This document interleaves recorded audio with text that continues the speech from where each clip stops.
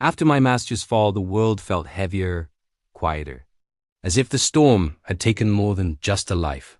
The vibrant colors of the world seemed muted, replaced by a monochrome gray of grief and uncertainty. The wind no longer carried the scent of pine and adventure, but the cold, metallic smell of loss. I walked through a world that was suddenly a stranger to me, every familiar path now a labyrinth of painful memories. The laughter of villagers, the songs of birds, even the rustle of leaves in the wind, all seemed to mock the profound silence that had taken root in my soul. I was adrift in an ocean of sorrow, with no shoreline in sight. I carried Arian's words like a blade against my spine. Find the circle before they find you. His voice, once a source of comfort and guidance, now echoed in my mind as a desperate final command. It was a mission, a burden, a purpose. But what was this circle? A clandestine group of assassins? A forgotten cult? Sorcerers who wielded forbidden power? He had never elaborated, always speaking in riddles and warnings meant to protect me, but his caution now left me blind. The words were a map with no landmarks, a compass with no north. I repeated them to myself over and over, hoping they would unlock some hidden memory, some clue I had missed. But they remained an enigma, a looming shadow I was supposed to hunt before it consumed me. But I was not ready, not yet. The grief was a physical weight, slowing my limbs and clouding my thoughts. My sword arm felt heavy, not with muscle, but with hesitation.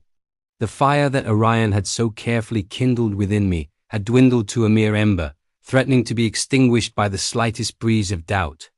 To face this mysterious circle, I needed more than a sharp blade and a vague instruction. I needed the resolve of a mountain, the clarity of a crystal-clear spring, the unyielding spirit of a tempest. Orion had taught me the forms, the techniques, the strategies of a warrior.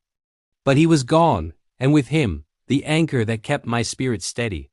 I was a ship without a rudder, tossed by the waves of my own inadequacy. I needed strength. I needed clarity. I needed discipline. These were the three pillars of Arian's teachings, the foundation upon which every true warrior was built. Strength wasn't just about physical power. It was the resilience to get up after being knocked down time and time again. Clarity wasn't just about a clear mind. It was about seeing the world as it truly is, unclouded by fear or desire, and discipline. Discipline was the forge that hammered raw potential into tempered steel. It was the daily commitment to the path, the unwavering focus that turned practice into mastery. I had understood these concepts before, but now I had to embody them. They were no longer lessons. They were my only means of survival. So I returned to the ruins of the old training grounds, the place where my journey began. It was a desolate place on a windswept plateau, a graveyard of my own past. The wooden posts were splintered and rotten, the weapon racks overturned and rusted. I could almost hear the ghosts of our past selves, the echoes of a young, clumsy boy and a patient, unwavering master. Here, Orion had first placed a wooden sword in my hand. Here, I had landed my first successful parry.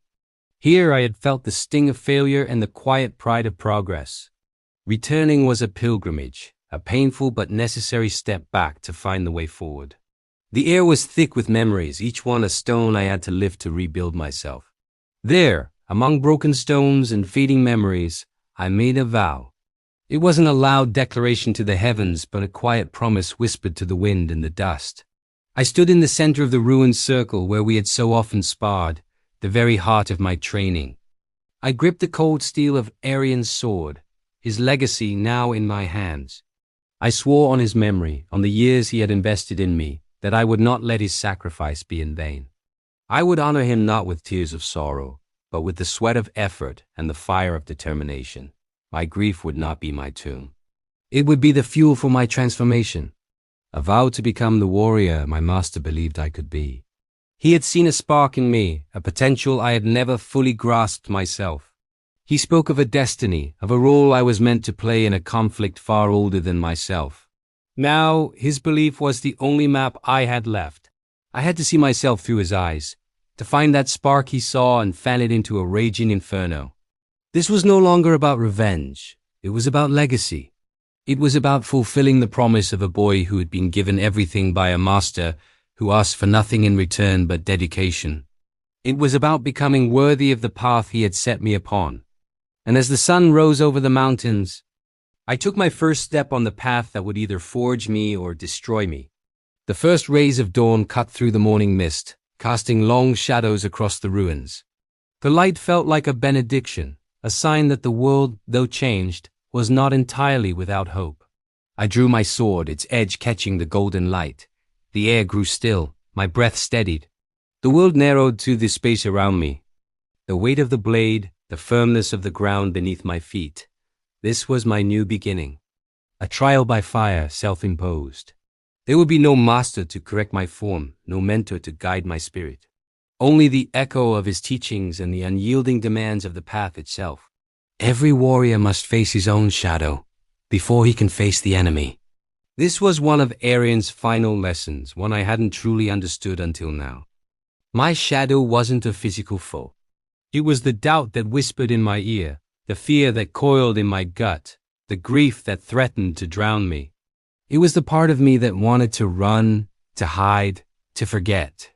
To face the circle, I first had to conquer the chaos within. This training ground would not just be a place to hone my body, it would be the crucible for my soul.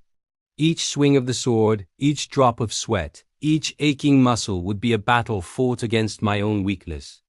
Only by defeating the enemy within could I ever hope to stand against the enemy without. And so, my training began. Day after day, from dawn until dusk, I pushed myself to the limits of my endurance and beyond. The fluid, graceful forms Orion taught me became a blur of relentless motion. The blade became an extension of my will.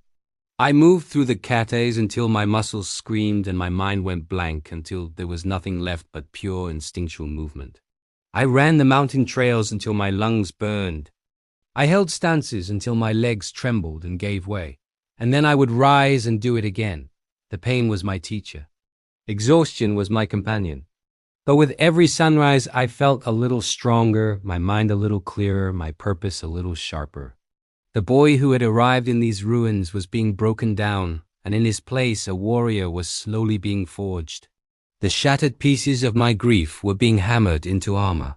But the mountains were not silent. Someone else was waiting. In the quiet moments between drills, when I would stand catching my breath, a feeling would prickle the back of my neck, a sense of being watched. At first, I dismissed it as paranoia, a trick of the weary mind, but it persisted. A flicker of movement at the edge of my vision. A displaced stone on a distant ridge that wasn't there before. The unnatural silence of the forest when it should have been alive with sound. I was not alone. The shadows held more than just memories.